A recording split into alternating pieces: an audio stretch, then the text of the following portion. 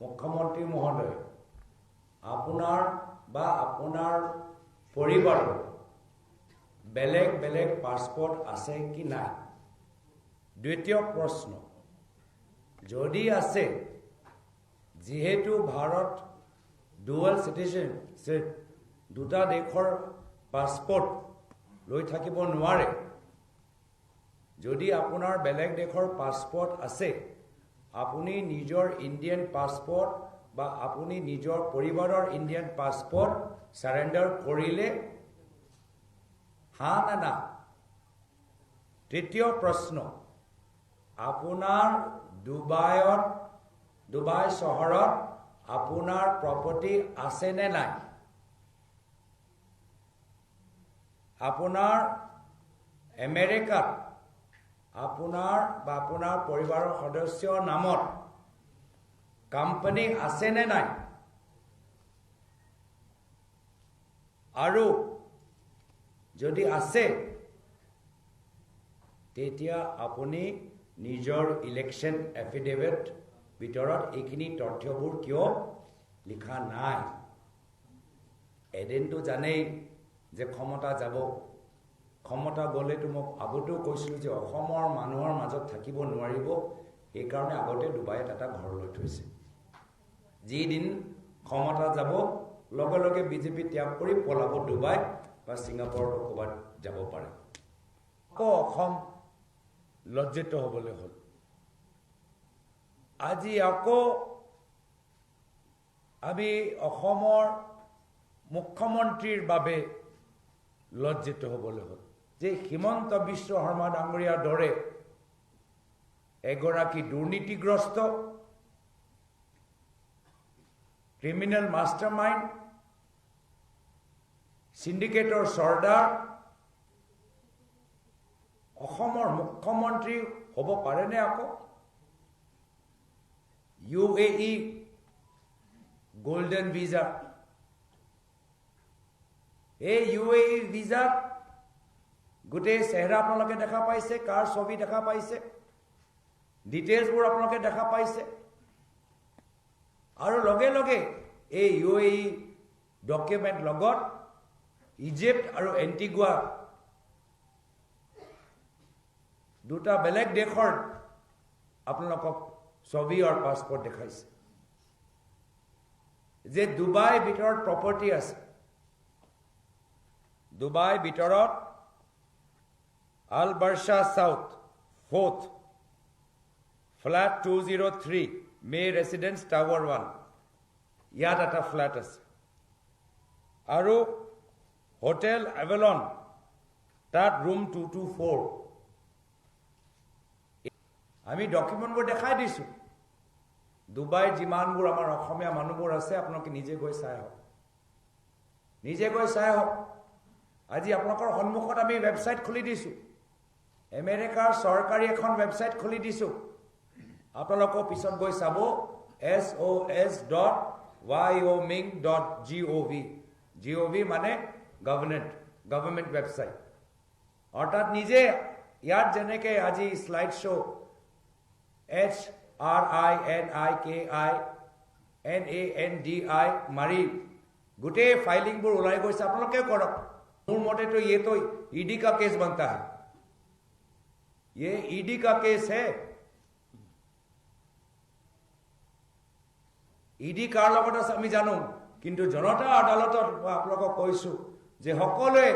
এই আমেৰিকান ওয়েবসাইটত যাওক দুবাই থকা অসমৰ মানুহবোৰ যাওক और साय हो और किबा पाले আমাক আৰু জনাই দিও और भी कुछ मिले तो हमको बता दीजिएगा हमार जे नागरिक हिसाबे हमार किबा अधिकार আছে হে মৰ্যাদাটো আমাকে নিদিয়ে অসম প্ৰদেশ হল তেওঁলোকৰ বাবে এটা বিশেষ এটিএম জোৰ পাতেও পইচা লব জোৰ পাতেও মাটি লব কিছু মাটি আদানিক দিলে কিছু মাটি নিজৰ হাতত ৰাখিলে কিছু মাটি বাবা ৰামদেৱক দিলে আৰু হাজাৰ হাজাৰ টকা লৈ দুবাই সিঙ্গাপুৰ কোট তেওঁলোকৰ আছে দুবাইটো আমি গম পাই গলো সিঙ্গাপুৰটো কিবা আছে নেকি তো প্ৰমাণ কেৰা কোৱা দৰে মাত্ৰ আৰম্ভণিহে গোটেইখিনি তথ্যবোৰ লাহে লাহে ফাদিল হ'ব और इसीलिए बार बार राहुल गांधी जी कहते हैं राहुल गांधी डांगरिया बारंबार कय सरकार आहिले तदन्तটো হ'বই सरकार आहिले এই গোটেইবোৰ তদন্ত হ'ব ক্ৰিমিনেলটো সদায় ডিনাই কৰেতো কোনোবাই অপৰাধীয়ে কয় নেকি হয় মই কৰিছো ক্ৰাইম কৰিছো আমিতো গম পাওঁ আৰু আমাৰ চৰকাৰ আহিবলৈ দিয়ক বহুতখিনি চিচিটিভি কেমেৰা ফুটেজ আমি ওলাম বহুতখিনি জগা বহুতখিনি অসমৰ ঠাই सीसीटीवी फुटेज हम निकालेंगे अब तो पुलिस भेज रहे हो ना ये कुछ पेपर गायब करने के लिए गायब करने में पवन जी उस्ताद है आप असम के लोगों से पूछो कोर्ट का पेपर कोर्ट का कागज गायब कर दिया है ना हिमंत विश्व शर्मा डांगरिया पुराना कोर्टर केस नायकिया কৈ দিয়া নাই নেকি तो ইয়াত হয়তো ফেক কৰ নাকি ডাউন কথা কিন্তু কিমান আমাৰ অসমৰ মানুহ এনেদৰে অহংকাৰী দুৰ্নীতিগ্ৰস্ত সিন্ডিকেটৰ চৰ্দাৰ দৰে এগৰাকী ব্যক্তি মুখ্যমন্ত্ৰী আসনৰ ওপৰত আমি বহিবলৈ দিম কেনেকৈ বহিবলৈ দিম খাই ক'ব পাৰোঁ যে প্ৰপাৰ্টি নাই মই চ্যালেঞ্জ দিছোঁ ভগৱত গীতাৰ শপত খাই কোৱা যে তোমাৰ ডুবাইত প্ৰপাৰ্টি নাই चैलेंज मंजूर है हम तो भगवत गीता का शपथ लेके कह सकता है कि लंदन में कोई प्रॉपर्टी नहीं है आप भगवत गीता का शपथ लेके बोलो कि आपका दुबई में प्रॉपर्टी नहीं है दूध का दूध पानी का पानी हो जाएगा डिफेमेशन केस दी কি ডাঙৰ কথা গাই দিও নহলে আমাৰ কাৰণে শুনিবলৈ প্ৰথমে লাগে ও ডিফেমেশন কেস দিব কিবা এটা আছে দেই কিমান যে এতিয়ালৈকে ডিফেমেশন কেস দিলে অলপ মই গাই দিছো দেই এটা ডিফেমেশন কেসটো মোৰ বিৰুদ্ধে আছে সেপ্টেম্বৰ 2023 কি ডিফেমেশন কেস কে আমি দেখাই দিলো গভৰ্নমেন্ট অফ ইন্ডিয়া ওয়েবসাইটৰ মিনিস্ট্রি অফ ফুড প্রসেসিং ওয়েবসাইটত কিষাণ সম্পদা এটা যোজনা আছিলে সরকারি আঁচনি সেই সরকারি আঁচনিত 10 কোটি টকা হিতাধিকাৰীক দিয়া যায় হিতাধিকাৰী তালিকাত কাৰ নাম আছে মুখ্যমন্ত্ৰী পৰিবাৰৰ ডেফামেশন কেস 2022 এবাৰ মনীষ সিসোদিয়া সেই সময়ত দিল্লী উপমুখ্যমন্ত্ৰী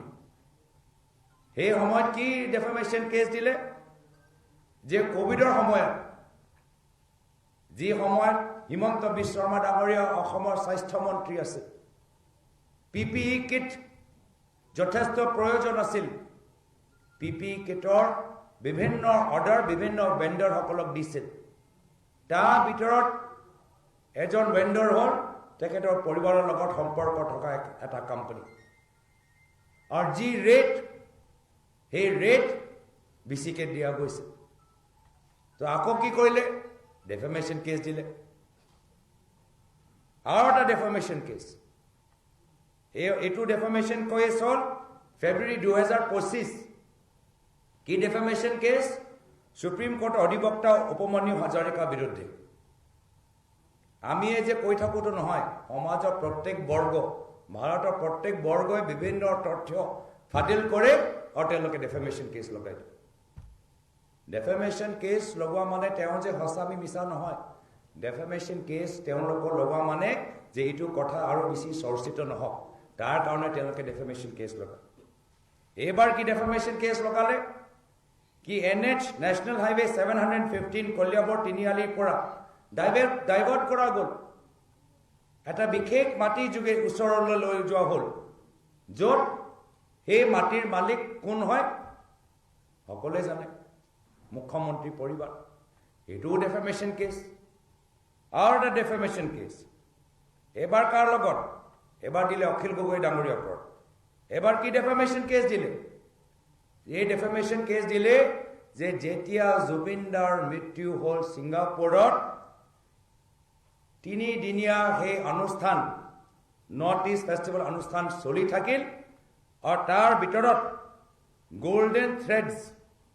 কোন মালিক গোল্ডেন থ্ৰেডছ সকলোৱে জানে গোল্ডেন থ্ৰেডছৰ তাত এক্সিবিশন তাত চলি আছে এই একে ডেফেমেশ্যন কেছ দিলে লুৰিণজ্যোতি গগৈৰ ওপৰত যে গোল্ডেন থ্ৰেডছ তেওঁলোকৰ এক্সিবিশ্যন আছিল এটা ডেফেমেশ্যন কেছ এবাৰ হিমন্ত বিশ্ব শৰ্মা ডাঙৰীয়া দিলে আমাৰ বিৰুদ্ধে ভূপেশ বাঘেল ডাঙৰীয়া বিৰুদ্ধে জিতেন্দ্ৰ সিং ডাঙৰীয়া বিৰুদ্ধে মোৰ বিৰুদ্ধে যে তেওঁ যে বিভিন্ন ঠাইত যে মাটি লৈছে নিজৰ নামত পৰিবাৰৰ নামত তেওঁলোকৰ চেনেলত কাম কৰা মানুহৰ নামত সেইখিনিও যে আমি মিছা তাৰ ওপৰতো ডেফেমেশ্যন কেছ তো তেওঁলোকৰ এই ডেফেমেশ্যন কেছৰ পৰা কোনো ভয় নকৰে ডেফেমেশ্যন মোৰ মতে এইবোৰ সব কথা আমি জানো সঁচা डेफेमेशन केस माने पवन खेरा जी ने जो बोला है एकदम निशाने पे बोला है